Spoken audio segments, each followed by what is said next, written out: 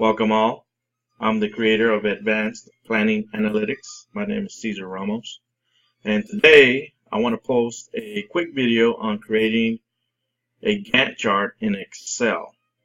So, quick snippet, I guess. So as an example, professionals, project managers, project controls out there that may not have access to a scheduling software. However, there could be a need to create an executive level 1 or level 2 that emulates a Gantt chart, so to speak. So in my example, what I'm going to show you is a P6 file with data transposed. Show that now.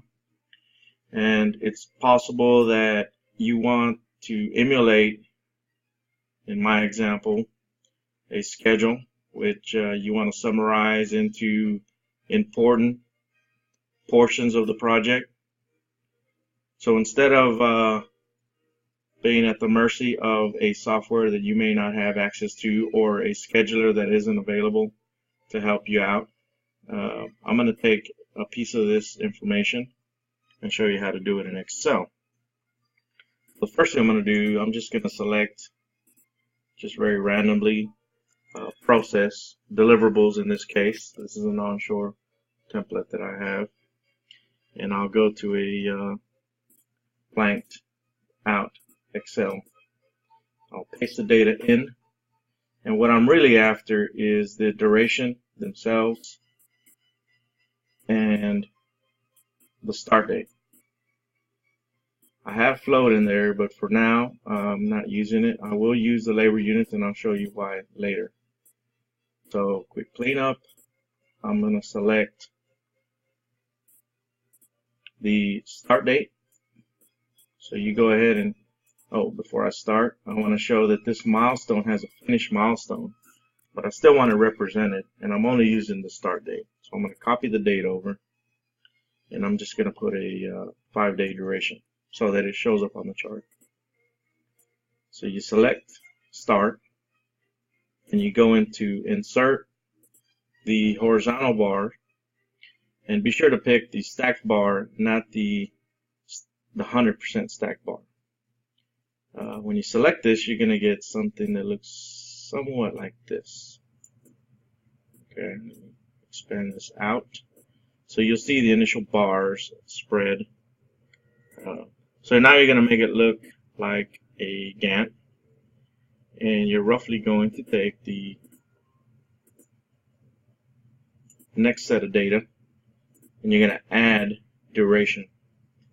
So in this case, I'm just going to rename it duration and select the criteria here, which is our original duration, and you're going to get something that looks like this. Okay, so let me spread this out a little further. Now what you're going to do is you're going to add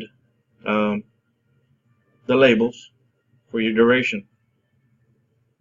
So you do that by selecting your series again, and you select here, and when you go to edit, you're going to access the activity name, which in this case is the deliverables for process, and you'll see that they've showed up on the chart here. You can now get rid of this legend and make some room for the chart itself. So you see it's coming together, starting to take shape, right? So now we've got to do some cleanup, so it makes it look more like a Gantt, if you will. And you're going to do that by selecting the blue bars, which are your start dates, and you're going to format the data series, and you're going to select no fill. This will make the bars transparent, which is what you want. The second thing you want to do is you want to go into your access and format your access by reversing your categories in reverse order. And you can see now it's starting to look like a Gantt, right? But we want to do some more cleanup to it. Okay, So we're going to do a few things to improve the chart itself. Sorry. And you start off by this white space that was your start that's now transparent. We want to scoot the bars over to the left so you have more chart area. So we have to select the start date, right click, and go to Format Cells. When you click on General, you have to remember that number 39541. You're not going to change anything here. Hit Cancel. But what you are going to do is you're going to go to your axis, format your axis by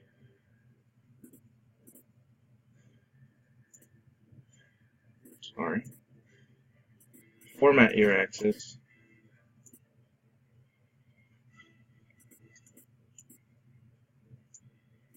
okay, so you're going to format your axis up here, and under Fix you're going to type in 39541, which was the number, and you're going to fix your area.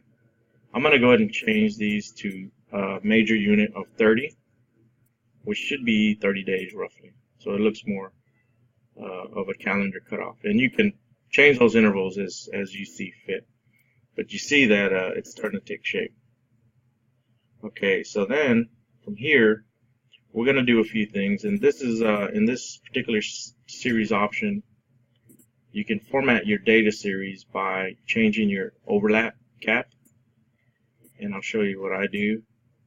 If I go to 0, which some folks like to do, the bars look pretty thick. What I like to do is I like to keep it around maybe 70%. I think that looks proportionate. And overlap stays at 100%. And my fill, I like to change the colors to your typical green that you see in most schedules, just so it looks kind of like a Gantt. It might be a bit bright, but I'll change it one more darker shade. I guess this one. Now, if you recall, my schedule had some critical items: the PFDs, client review, and equipment process, and data sheets. So for the schedule itself, I'm going to change only the particular data point so that it looks critical.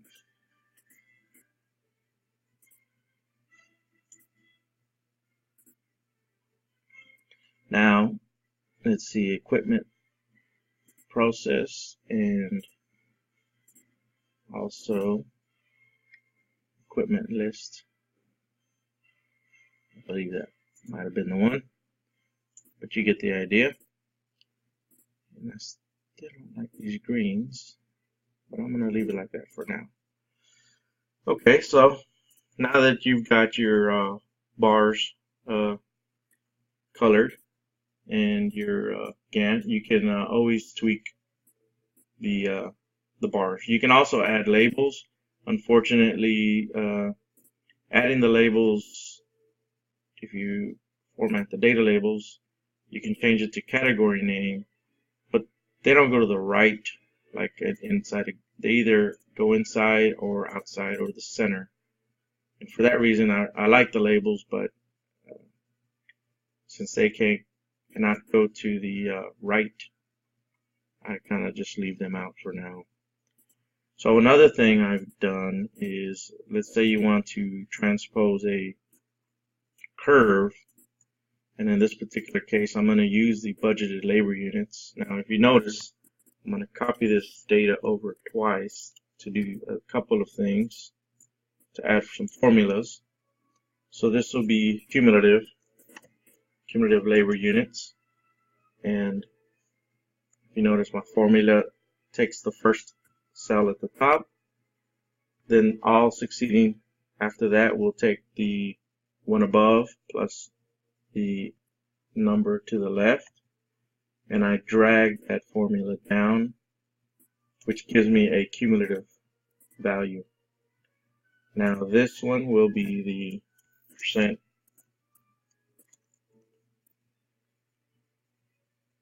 cumulative, and I'm going to take the value divided by the total and change that to a percentage. And in this particular case, I'm going to F4 or lock the cell. Now I will drag down the formula so that it shows to be percentage. This may not be the right spread, but I'm only doing this to illustrate what you can do with the Gantt itself. So from here, I'm going to add another series of data. Series name will be the cell listed as percent cumulative, and I'm going to take the values here of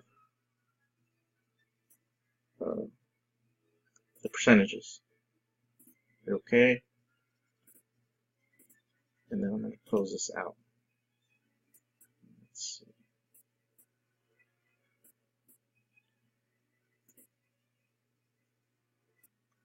So what I'm going to do for now is I'm going to take the data series and select the numbers to the right. I'm going to show you why in a second. Oops, sorry.